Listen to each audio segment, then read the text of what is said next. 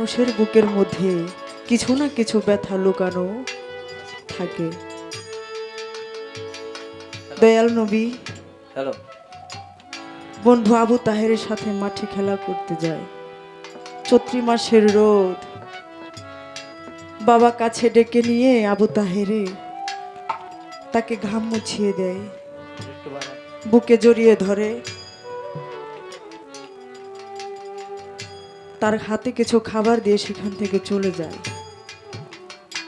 সেটা আমার দয়াল নবী দূর থেকে তাকিয়ে তাকিয়ে দু চোখের পানি ফেলে আর ভাবে, আহারে এই জগতে এমন একজন ব্যক্তি আছে যে কিনা ধুলাবালি নিয়েই তাকে বুকের সাথে বুক মিশিয়ে জড়িয়ে ধরল।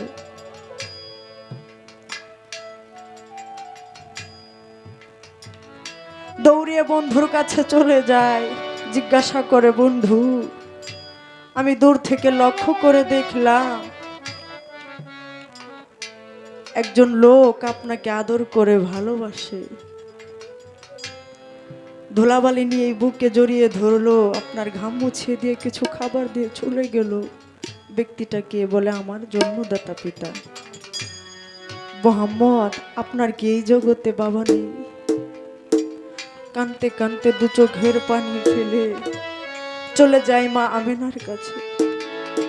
মাকে যে জিজ্ঞাসা করে, মা মা গো, এই জগতে দেখি কত সন্তানকে তার বাবা আদর করে ভালোবাসে, আমাকে সেই ছোট্ট থেকে এই পর্যন্ত বলে এসেছে যে আমার বাবা নাকি শাম শহরে গেছে। ও মা, আমি আজকে আমার বাবার শাম শহরে যাব। কোনোভাবেই আমার নবী কান্না থামে না। মা আমেনা নিয়ে যায়, দূর থেকে তাকিয়ে মা আমেনা দেখিয়ে দেয় যে মোহাম্মদ, ওই যে যাও তোমার বাবার রওজা শরীফ, ওখানে তোমার বাবা ঘুমিয়ে আছে, ওইখানে তোমার বাবা ঘুমিয়ে আছে। শত ডাকলেও শত কাঁদলেও তোমার বাবা আর ফিরে আসবে না।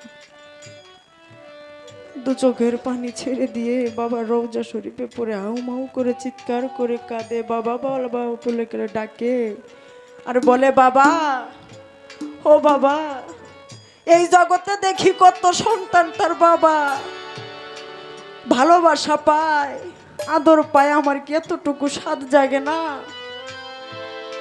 আপনার ওই ভালোবাসা পাই, আমাকে একটু কুলে নাও না, আমাকে একটু আদর করো না। কতটা দিন হয় আমি আপনাকে দেখি না, আমি আপনাকে দেখি নাই। চিৎকার করে কান্না করে এইদিকে আমার আল্লাহ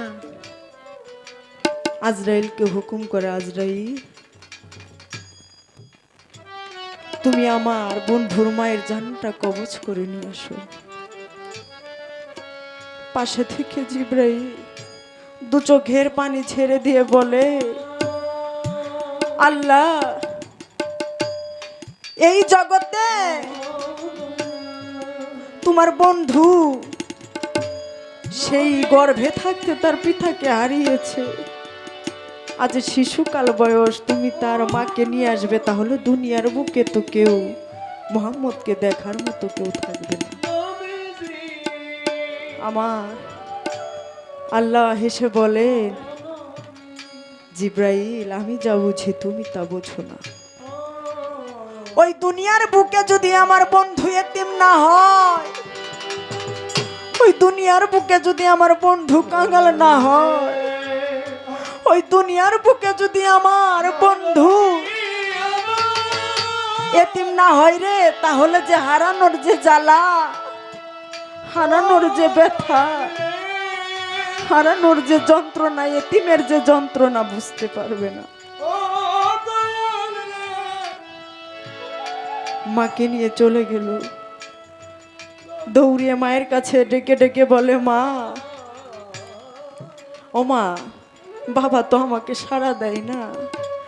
মাকে একটু নাড়া দিছে দেখে মাও কথা বলে না। তাই বাবা, যারা হারাই সেই বুঝে হারানোর জ্বালা, হারানোর ব্যথা, হারানোর যন্ত্রণা। যারা হারায় না সে কখনোই বুঝতে পারবে না যে হারানোর কি ব্যথা। তাই সাধক কি বলে,